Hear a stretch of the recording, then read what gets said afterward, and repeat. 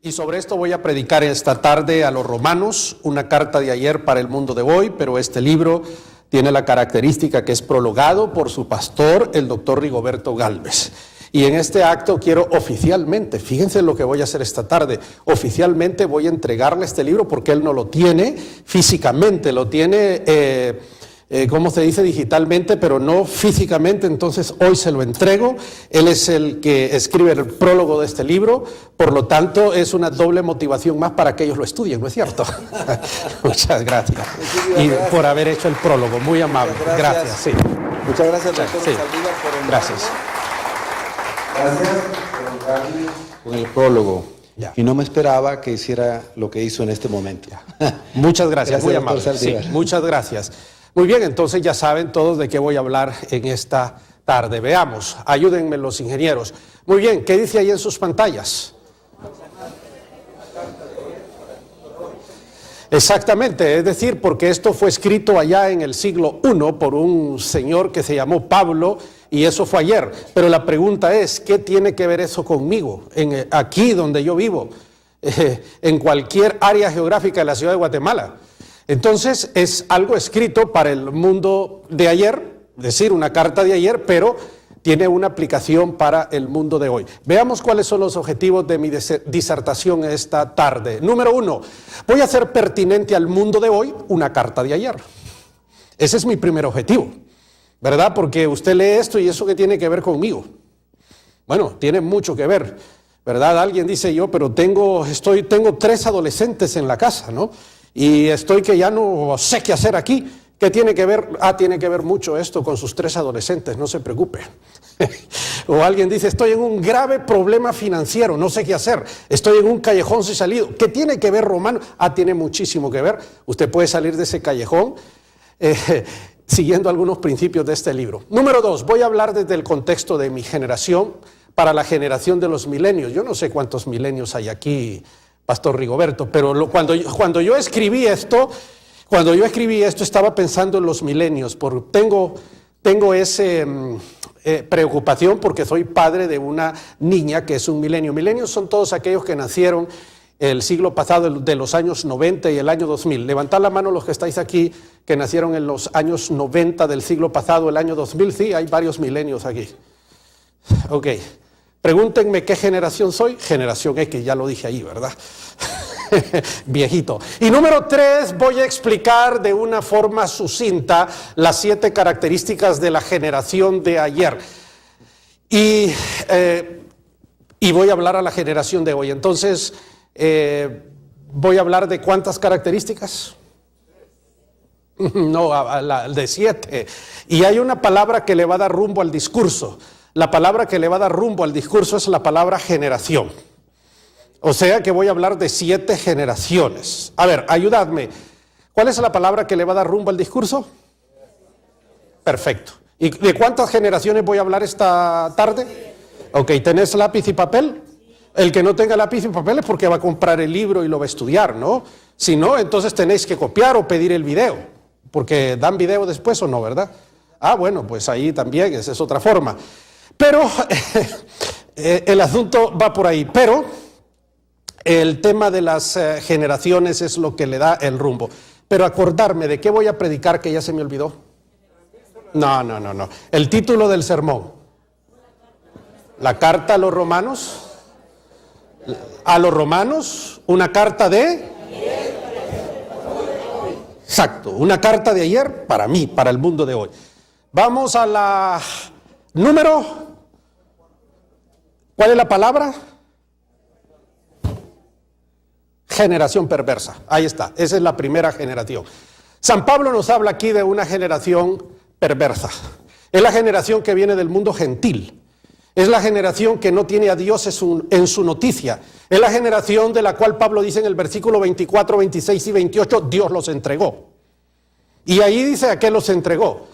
Y luego dice del versículo 29 en adelante hasta terminar al 32, dice, y estas son las características, y menciona una serie de conductas que estos individuos hacen, y finaliza diciendo, dignos de muerte. Bueno, esa es la generación perversa. ¿Cuál es la característica de la generación perversa? Muy simple. Hacen las cosas abiertamente, no es condenada. Ahora, la generación perversa. Vivimos ahora en medio de una generación perversa que no se guarda absolutamente nada de las cosas que hace. Públicamente lo hacen abiertamente como lo hacían los gentiles. Recordemos que en la época de los gentiles, moral y religión eran dos cosas diferentes. Para nosotros los no puede haber religión sin moral. La religión está intrínsecamente unida a la moral. Allá no. En el mundo pagano no se adoran a los dioses, se aplaca la ira de los dioses. En la religión nuestra, nosotros acabamos de adorar a Dios. En nuestra religión nosotros tenemos una relación personal con Dios. En la religión de los paganos no existe una relación personal entre el hombre y sus dioses. Entonces, como moral y religión no se conectan, entonces ellos hacen cualquier cosa. Y cambiaron, dice, el uso natural, cambiaron todas las cosas que Dios había establecido y decidieron hacer las cosas que son contra naturaleza, como lo está haciendo el mundo de hoy. Y vivimos en medio de una generación perversa que hace las cosas malas abiertamente. No me voy a detener mucho en eso, voy al número 2. La generación hipócrita. Aquí ya le dio la vuelta a la tortilla, porque estamos en el capítulo 2. ¿Cuál es la generación hipócrita? La generación hipócrita es la generación que va a la iglesia, fíjense ustedes, hombre. Lo siento, pero así es. Señoras y señores, pongamos la fotografía ahí, porque vamos a ver una máscara, porque hipócrita en el idioma griego, máscara viene de hipócrita. Por ejemplo, los actores de cine. Los actores de cine son por antonomasia hipócritas en el idioma griego, actores que se ponen una máscara, que hacen una actuación. ¿Por qué? Porque en la iglesia de Roma había un conjunto de religiosos que estaban allí junto con los perversos, con los que venían del mundo gentil, y eran los judíos. Los judíos que tenían la ley, que eran moralistas, la Torá y todas las prescripciones jurídicas que ellos seguían al pie de la letra, de las cuales Jesús dijo, ni con la punta de un dedo vosotros levantáis y cargáis al pueblo de tantas historias. Entonces Pablo arremete contra ellos y les dice, ¿y vosotros que decís que no se debe cometer adulterio, adulteras? ¿Y vosotros que decís que no se debe cometer sacrilegio, hacéis tal cosa? ¿Crees que porque eres judío vas a escapar del juicio de Dios? Sí, por lo que vosotros hacéis, entonces el nombre de Cristo es, y entonces ahí encontramos. Ahora, ¿qué tiene que ver esa realidad judía con nosotros? Tiene que ver todo. ¿Por qué? Porque si yo les digo a ustedes, levantad la mano, todos los que estáis aquí en este lugar, que alguna vez, si no hoy, os has puesto una máscara. Habemos varios santos que vamos al cielo aquí en este recinto hoy. Yo me pongo una máscara cuando yo no quiero que la gente vea cosas mías, entonces me la pongo, porque me da vergüenza que vean, sepan y escuchen cosas que yo hago o digo, entonces me la pongo. Pero ¿cómo es posible que usted, pastor? Sí, pertenezco a la raza humana. La gente del mundo, la gente perversa, no es hipócrita. Hay que admirarlos por eso, hacen las cosas abiertamente, pero nosotros no. Y ese es el tema. Pablo le habla a los judíos, a los que tienen la ley, a los que se jactan de ser circuncidados al 8º día, pero que blasfeman el nombre de Dios, porque dicen una cosa pero hacen otra. No sé si me estoy dando a entender, ¿verdad? Cuando venimos a adorar a Dios, pero tenemos 2 semanas que no le dirigimos la palabra a la esposa. Estamos aquí en la iglesia, pero sabemos que hace 2 años tenemos una deuda con una persona y no se la hemos querido pagar.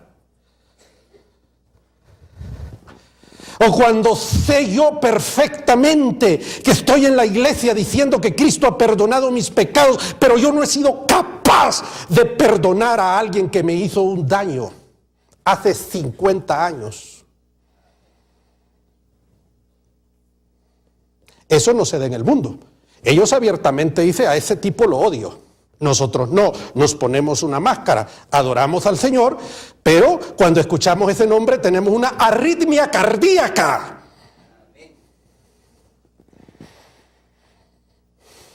Ok, dejo ahí. ¿Cuál es la palabra que le da rumbo a mi discurso? Ok, ¿y cuántas generaciones voy a hablar? ¿Voy a la número? 3. Como que tenemos que leer ese libro. Fíjense que les voy a decir algo del libro. Este libro, yo cuento un montón de anécdotas mías. Es diferente completamente a todos los otros libros que he escrito, un montón de anécdotas mías. La cuestión académica está en las notas de pie de página. Así que no es un libro pesado, es un libro agradable de leer, ¿verdad? Y algunas cosas van a conocer, algunas historias mías, etcétera. Y hablo de la hipocresía. Aquí confieso que he sido hipócrita algunas veces. No lo digo abiertamente, yo no los voy a engañar a ustedes, ni me voy a engañar a mí mismo, y a Dios sí que no puedo engañar. Pertenezco a la raza humana. Hasta aquí el asunto está feo, ¿no es cierto? Es que Pablo nos dio en la llaga, no a los judíos.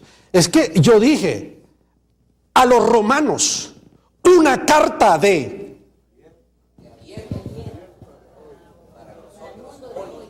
Para nosotros hoy. Tercera generación, condenada. Romanos 3 dice, no hay justo ni aun uno. Es que unos, los perversos abiertamente, y los otros solapadamente. Entonces Pablo dice, no hay justo ni aun uno, no hay quien busque a Dios, no hay quien entienda, todos se apartaron, como ovejas todos se descarriaron. Por cuanto todos pecaron, judíos y gentiles, todos están destituidos de la gloria de Dios. Hasta aquí el panorama está sombrío. Sombrío. Así comenzó Pablo. Voy a darme a entender mejor y yo hago la analogía aquí en mi libro. Israel es el lugar donde se compran los mejores diamantes del planeta. Ahí esos tipos saben cómo cortar diamantes. Hay un lugar que se llama Stern, que es uno de los que habéis ido a Israel, sabéis que ese es uno de los lugares de más lujo, y vosotros vais ahí y ahí os enseñan cómo es que ellos hacen los cortes. Es un espectáculo, y un diamante te puede costar los 2 ojos de la cara. Si alguno de vosotros vais a comprar un diamante, el vendedor nunca te lo va a poner sobre una superficie como esta que es transparente. Te va a poner un terciopelo negro. Y sobre aquello negro te va a poner el diamante. Para todas aquellas cuestiones sensoriales, ópticas, sean eliminadas y tú puedas apreciar la belleza del diamante. ¿Ah? Me estoy dando a entender. Es más o menos lo que Pablo está haciendo con su epístola a los romanos. Nos está presentando un panorama sombrío, negro como el terciopelo negro, porque nos va a mostrar un diamante. Número 4. La generación con esperanza, hombre. Me fascina esto. Somos la generación de la esperanza. A pesar de que vivimos en un mundo perverso, a pesar de la hipocresía y de la condenación, Cristo en vosotros es la única esperanza de gloria.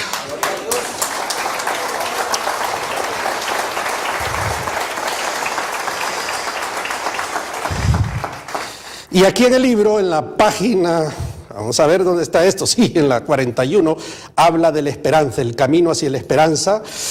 Y dice, la esperanza no tiene nada que ver con el legalismo. Porque hay gente que todavía se empecina en conectar la salvación con el legalismo.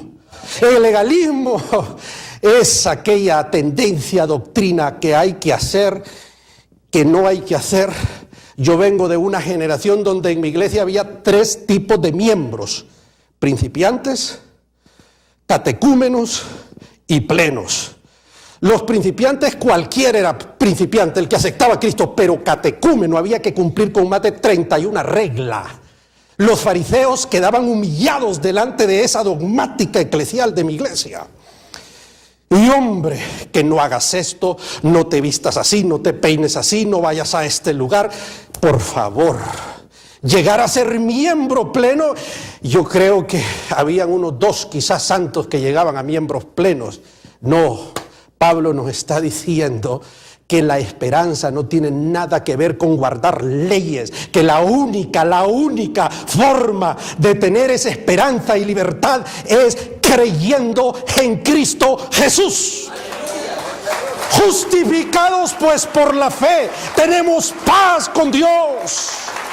Y pone el ejemplo de Abraham. En el capítulo 4 está Abraham y está David, y dice que fue justificado delante de Dios porque creyó. Ahora, usted me puede decir a mí, pero yo creo. Hay gente que ha estado 20, 30 años en la iglesia, se ha bautizado en la iglesia, ha sido líder en la iglesia, pero no creen. Los demonios creen. Creer. Cuando Jesús le dice al joven rico, vende todo lo que tienes, dáselo a los pobres y sígueme. Y el tío vino y dijo, no, eso no puedo hacerlo, jamás, y se fue. Creer es dejarlo todo y seguir a Jesús. Creer es negarse a uno mismo, es tomar la cruz cada día, es seguir a Jesús. Eso es creer, seguir.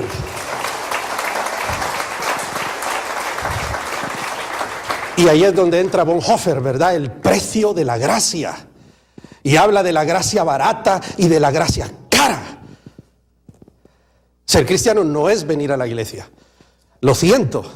De la misma manera que con estar yo en un lugar de conciertos no me hace un pianista, a usted no lo hace ser cristiano estar en la iglesia, en el templo. Lo siento.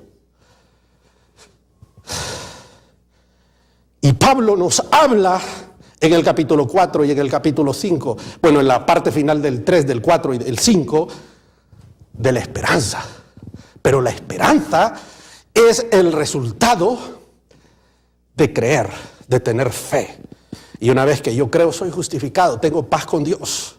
Y vienen las consecuencias de mi acto. Entonces, ¿hay esperanza para la raza humana? Sí, hay esperanza, señores. Cristo es la esperanza, hombre. Cristo es la solución.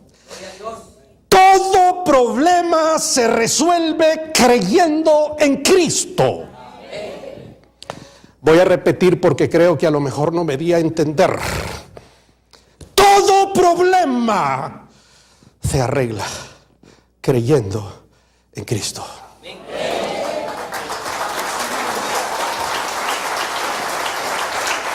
Creo que todavía no me doy a entender. Un problema económico de que yo vivo he estado viviendo en pobreza toda mi vida. Creyendo en Cristo yo resuelvo ese problema. No es la voluntad de Dios que yo viva en pobreza. Miren, yo les voy a decir algo a ustedes, señores.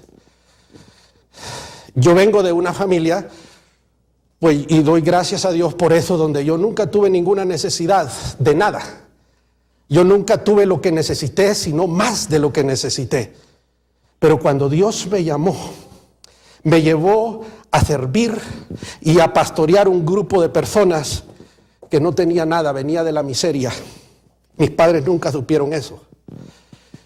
Hoy, todos esos muchachos que creyeron en mi ministerio y se sometieron a mi disciplina de la miseria, hoy son potentados, personalidades, hombres y mujeres prósperos, ya con sus hijos graduados de la universidad con honores.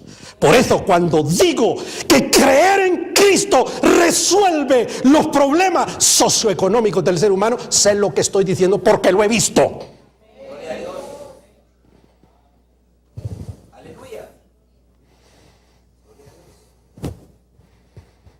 Uno de ellos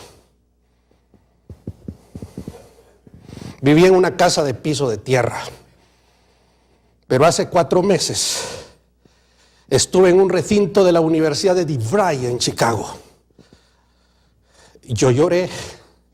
Se graduó summa cum laude de la Universidad de DeVry, de una casa de piso de tierra.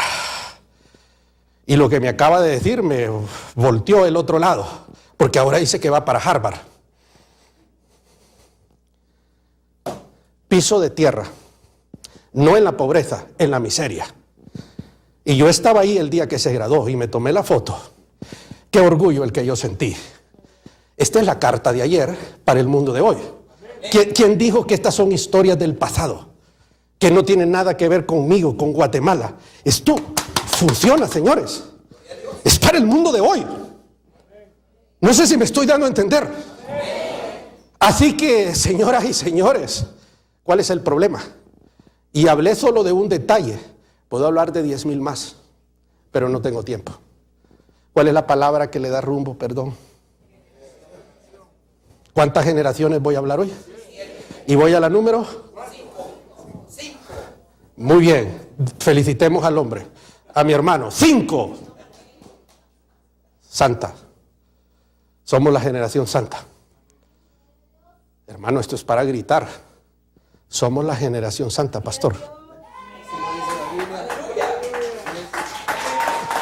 Aleluya.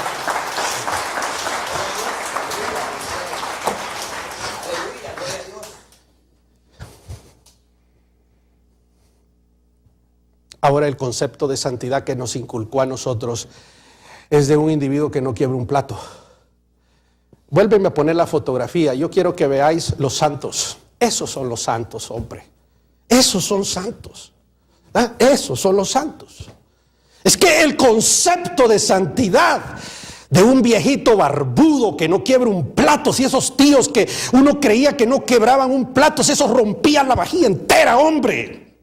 Santidad no tiene nada que ver con legalismo e enclaustramiento. Santidad no es eso. Pablo aquí en el capítulo 6 y 7 y 8 nos dice que es santidad. Amén, gloria a Dios. Y comenzamos diciendo que es un término griego apartado. Jesús dice: no los quites de, guárdalos de. Amén, gloria a Dios. Aleluya. Eso es ser santo. Vamos a las universidades perversas de este mundo. En mi época no era el hipermodernismo, era el marxismo-leninismo. Y a mí jamás se me olvida cuando Roger Isaula, egresado de la Patricio Lumbumba, dio un discurso donde Dios estaba fuera de la ecuación.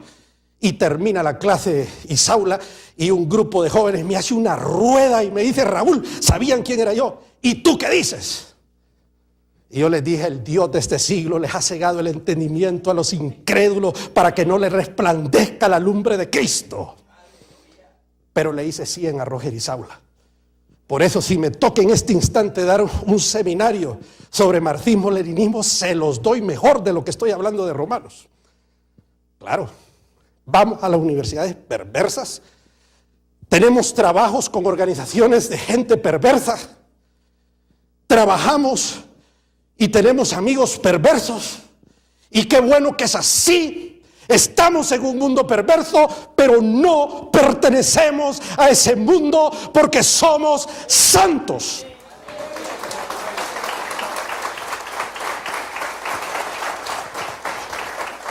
Me dice un pastor, un amigo: mire, que es que mi hijo anda con malas amistades. ¡Qué bueno que anda con malos! Hay que andar con los malos. Claro. ¿O no? Qué bueno que andan con gente mala.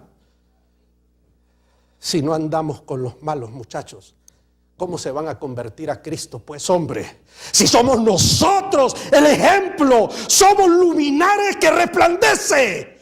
Pero si nos escondemos,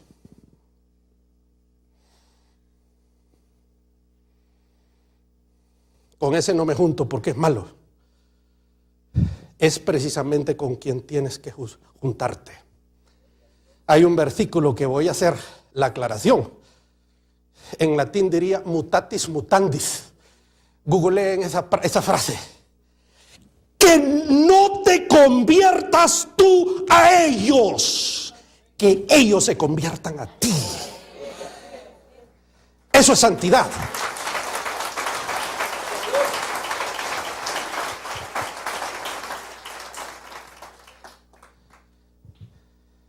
Voy a dejar el tema aquí. Casi no dije nada. Dice, perseveraremos en el pecado para que abunde la gracia. Los que hemos muerto en Cristo. Solo lo voy a enunciar porque ya no tengo tiempo. Los santos pecamos, hermanos. Quiero hacer lo bueno, no puedo. No quiero hacer lo malo.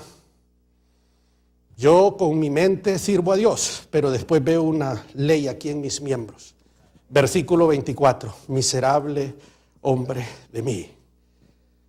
Levantad la mano todos los que estáis en este recinto esta tarde, que alguna vez recitaste el versículo 24 del 7, miserable de mí, ¿quién va a librarme del cuerpo de esta muerte? Hay varios santos aquí, pero el adverbio de tiempo, del versículo 1 del capítulo 8 le da la vuelta a la tortilla. ¡Qué espectáculo! ¿Quién dijo que la Biblia era aburrida, hombre? No, hombre, esto es espectacular. 8:1, adverbio de tiempo. Ahora que estoy en Cristo, ya no hay condenación. Ni la muerte, ni la vida, ni ángeles, ni principados, ni ninguna circunstancia me va a separar jamás del amor de Dios que es en Cristo Jesús. Somos más que vencedores. Somos santos.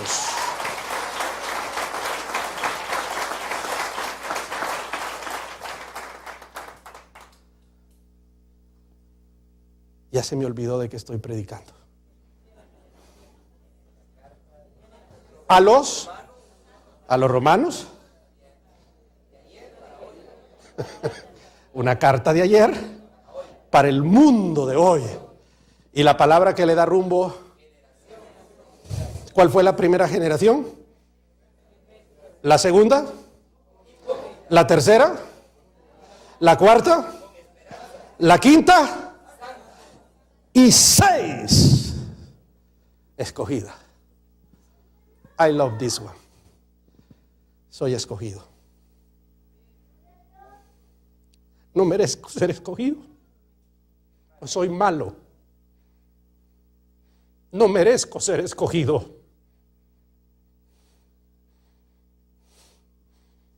Sino lo contrario. Pero Dios me escogió. Gracias, Dios. Gracias, Señor. A Jacob amé, a Esaú aborrecí. Y no habían nacido, no que uno había hecho nada, ni bueno ni malo. Y Dios dijo, el mayor va a servir al menor. No es del que quiere, ni del que corre. Es de aquel de quien Dios tiene misericordia. Y tendré misericordia de quien yo tenga misericordia. Y voy a compadecerme de aquel de quien yo me compadezca.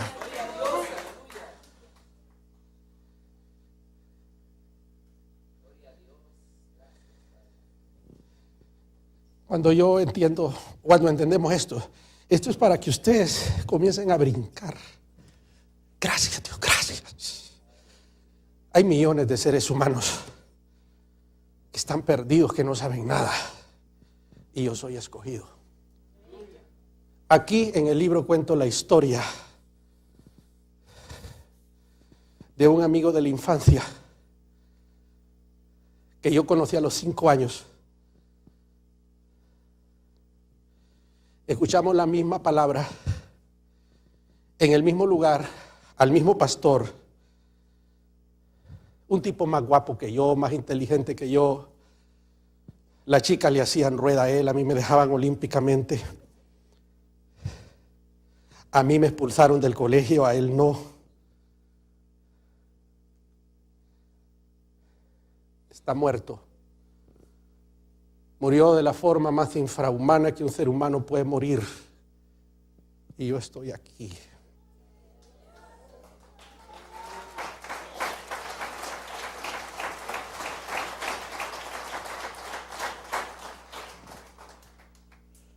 Y si ustedes no creen lo que yo les estoy diciendo, permítame detenerme en esta historia. Yo tenía 7 años de edad. Mi padre conducía por un camino de terracería, decís vosotros aquí en Guatemala. Una pipa de 18 ruedas estaba enfrente de nosotros y había levantado una nube de polvo, donde literalmente llegó un momento que mi padre no miró nada. Y después de unos segundos dijo, no veo nada. Y detuvo el carro. Cuando la cortina de polvo pasó, si mi padre hubiese tardado un nonasegundo, no dije segundo, sino nonasegundo, hubiésemos caído a un precipicio y yo no estaría vivo el día de hoy. Y mi madre dijo, porque solo estaba él, yo en medio y mi madre. Mi madre dijo, solo la mano de Dios. Entonces, cuando yo recuerdo ese episodio de mi vida y conecto con Romanos, elegido de Dios.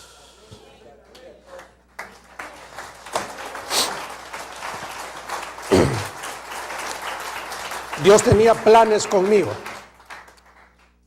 como tiene contigo. Señoras y señores, somos la generación elegida, hombre. Hagamos historia, no la leamos, hagámosla, somos elegidos.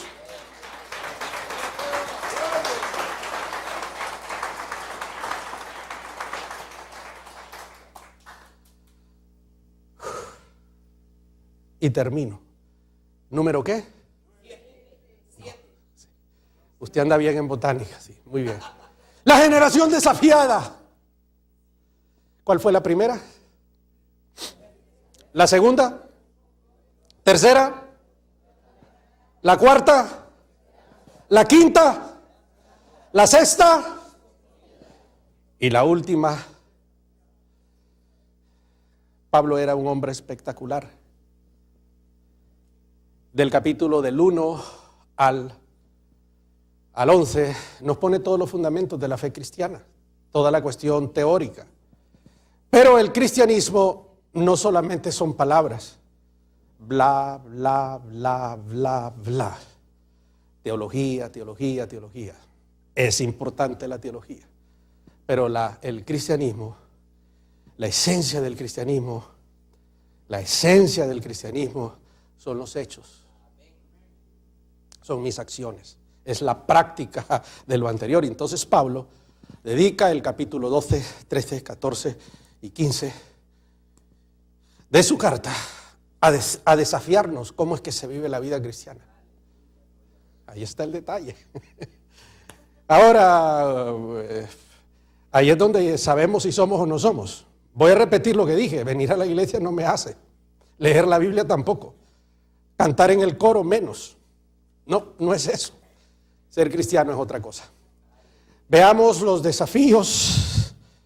Ya estoy en qué página.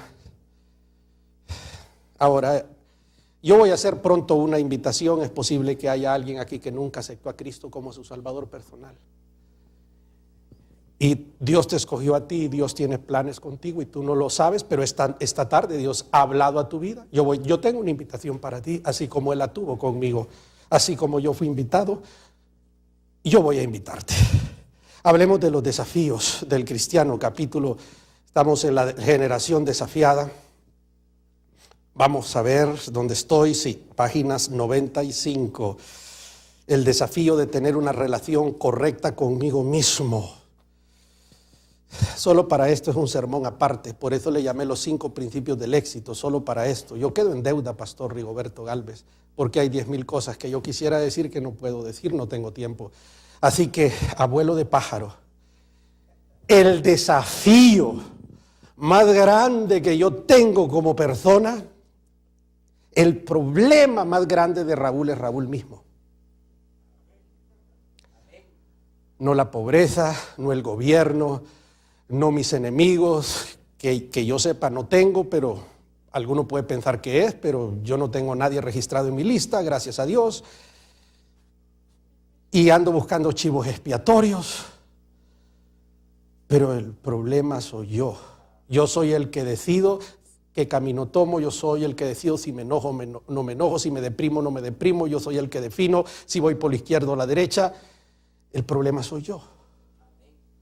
Yo decido si salgo de las drogas o no salgo de las drogas, yo decido si soy fiel al pacto matrimonial o no soy, yo decido. Yo decido. Tengo libre albedrío. Entonces, dice aquí el primero, dice actuar en contra de nuestro interés es actuar a favor de mi interés. Es una paradoja que no la explico ahora porque no tengo tiempo, pero la vais a leer en el libro. Segundo, lavado de cerebro, el versículo 2. Lo primero que Dios hace con nosotros cuando venimos es un lavado de cerebro, que en mi caso fue un proceso de alrededor de 5 años. Porque Dios tiene que desprogramarnos. Voy a usar la analogía de las computadoras. Desprogramarnos. Tiene que hacer un reset en la mente. Y entonces ahí en el verso 2 habla de la renovación del entendimiento. Un reset. Un lavado de cerebro. Y tiene que reprogramarnos. Si este milagro no ocurre en la vida de un ser humano, pues hombre, como dicen en la zona 19 de esta ciudad, Nel pastel. Número 2, el segundo gran desafío que yo tengo es en la iglesia misma. No me voy a meter a ese rollo. Dios dio dones y a veces hay disputas por dones, rencillas y cosas. No me meto a esa historia, es un desafío, estúdielo en su libro. Tercer desafío es el que yo tengo con la correcta relación en la sociedad, y nos habla de una serie de conductas que si yo aplico estas conductas y estos principios en mi vida, indefectiblemente me va a ir bien, voy a triunfar en cualquier cosa que yo emprenda. Uno de esos principios dice: no seáis vencidos de lo malo, vence lo malo con lo bueno. Otro de esos principios dicen: lo que requiere diligencia, no seáis perezosos. El amor sea sin fingimiento, aborreced lo malo, seguid lo bueno. Bendecid a los que os persiguen y bendecid y bendecid y no maldigáis. Esos son principios. Hablábamos con su pastor acerca de la delincuencia, la extorsión, los asesinatos. Hombre, ¿por qué? Porque no se aplican estos principios. Aquí están los principios para vivir en una sociedad espectacular. Si no lo hacemos, si no los vivimos, entonces no vamos a experimentar lo que queremos experimentar. ¿Me doy a entender? Ok, dejo ahí el asunto. Hay una gran riqueza en esto y paso al gran desafío. El cuarto desafío, estoy hablando de la generación desafiada. Esto es todo un gran desafío, es sometimiento a la autoridad. Si hay algo que a mí me cuesta como ser humano es someterme. Pero he aprendido a someterme, desde joven aprendí eso. No es fácil. A los jóvenes que estáis aquí y a los viejos también, en la vida no se triunfa si uno no se somete a las autoridades. Desde los más pequeños hasta los más grandes. Hasta el niño que esté en el país, dirigiendo dónde se debe estacionar los automóviles y dónde no. Entonces llega un niño de estos patojitos mocosos y le dice a usted, todo un señorón, ¿verdad? Todo un médico, lo que sea, ahí usted no puede estacionar su automóvil, señor, tiene que ir allá. Y entonces usted debe decirle al patojito: sí, niño, con mucho gusto, yo voy a ir allá. Hay que respetar la autoridad del niño. ¿Le gustó eso? Ajá. Aquí en el libro cuento la historia, cuento un par de anécdotas mías. El triunfo de la vida de un ser humano tiene mucho que ver con someterse a las autoridades. Hay un síndrome del que yo hablo aquí que es el síndrome del portazo. Ayer hablé algo de eso, no lo expliqué, Tampoco lo voy a explicar ahora, pero aquí está el caso de Max Ugarte. Max Ugarte era un abogado del Cusco que yo conocí en Barcelona en el año 1989. Le tiró la puerta a la profesora. Le fue mal. Esa misma profesora hizo todo lo que un ser humano debe hacer, hizo conmigo todo lo que ella tenía que hacer para que yo también le tirara la puerta. Y no se la tiré. A mí me fue bien, a Max le fue mal. ¿Quiere conocer la historia? Léalo en el libro. Ahí está. Le va a ser de bendición. Y voy al último, aquí sí me voy a detener. El último desafío es: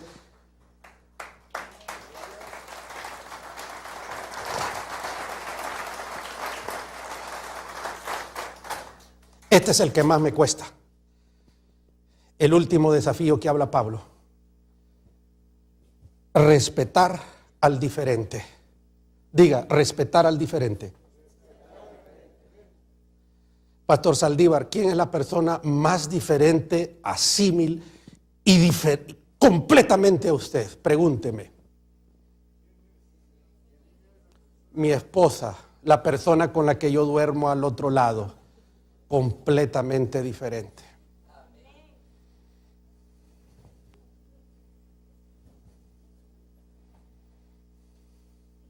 Y ya no digo los demás. ¿Para qué? Si yo duermo con la persona ahí. Miren, Pablo nos habla de ese gran desafío.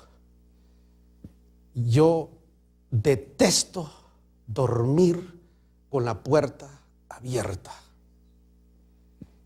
Yo cierro todo, cierro la puerta, ni un solo ruido, todo oscuro. Y mi esposa ama dormir con la puerta abierta. Pregúnteme, pastor, ¿cómo resuelvo ese problema? ¿Cómo resuelve usted el problema, pastor? Duermo con la puerta abierta, hermanos.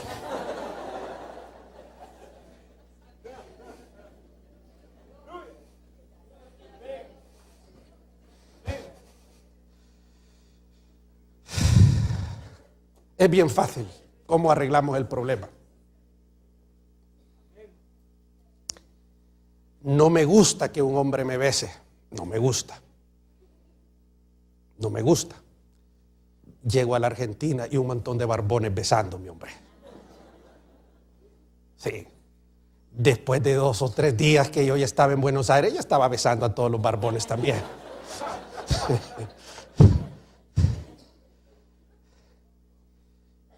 Detesto andar sin zapatos y predicar descalzo. Pero en la India tengo que quitarme los zapatos, fíjense, y andar así descalzo. No sé si me estoy dando a entender. Pablo dice: el que come carne, cállese la boca, por favor, y no critique al que solo come legumbres. Y viceversa. Todos los seres humanos sobre la faz de la tierra somos diferentes los unos de los otros. Ni la esposa, por eso hablé de mi esposa, el ser humano con quien yo duermo. Es una de las, perdón la palabra, voy a decir una palabra grosera. Es una de las cosas más estúpidas, y pedí perdón por la palabra. Intentar de que la otra persona haga como yo quiero que haga, piense como yo quiero que piense. Eso es ridículo. Es diferente. Tiene derecho a ser diferente. Por eso Pablo en Romanos 14 y 15 nos dice que debemos respetar al diferente.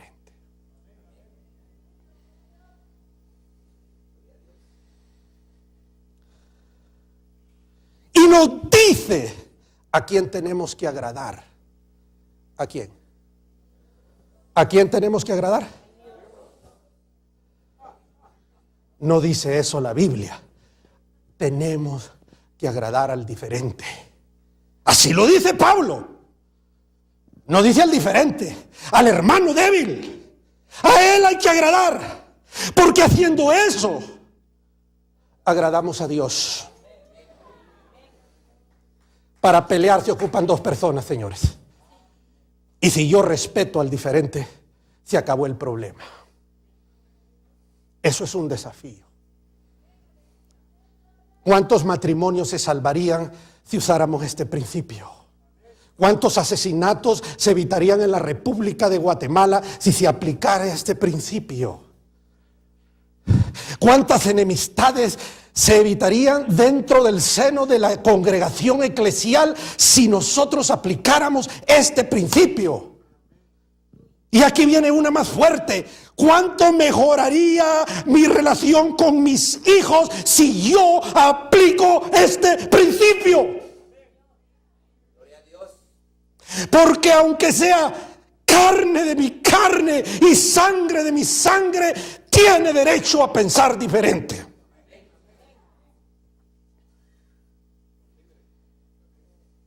Eso es ser cristiano. No venir a la iglesia los domingos, que hay que venir. Pero eso no me hace. Esto sí me hace. Esto es el testimonio. Y haciendo estas cosas, yo testifico al mundo en quién he creído y cuál es mi fe. Conclusiones. El mensaje de la carta de ayer tiene una aplicación directa para el mundo de hoy. Pregunto, algunas poquitas cosas que he dicho, ¿le sirve a usted en su vida como persona? ¿Le sirve esto? Entonces ve que la carta de ayer es para usted hoy. Número 2, Pablo nos extiende una tela negra, el pecado, la hipocresía, para que después admiremos la belleza de la salvación en Cristo Jesús por la fe. ¡Qué maravilla! Después de ver eso, ¡qué espectáculo! Maravilloso. El otro, somos la generación santa, que luchamos contra la ley de los miembros hasta ser más que vencedores. Porque si yo meto la pata, la saco, mis hermanos. Si cometo un error, lo corrijo. Si me caigo, me levanto. Y procuro que nadie me haya visto.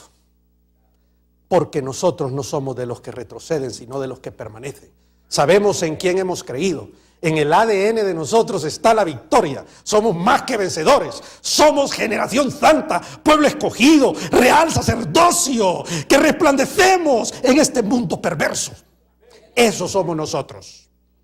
Por alguna razón que yo no puedo explicar, Dios me escogió. La próxima vez que te veas en el espejo, decláralo. Escogido de Dios, pero no para vivir en pobreza, en resentimientos, en quejas, en una pobreza espiritual.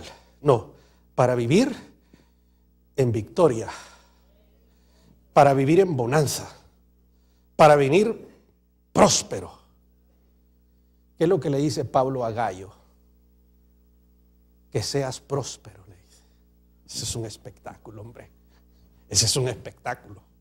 No le dice, oro, Gayo, para que seas un miserable, un amargado, un depresivo, que pases tu vida tomándote pastillas para los nervios. No, no le dice eso.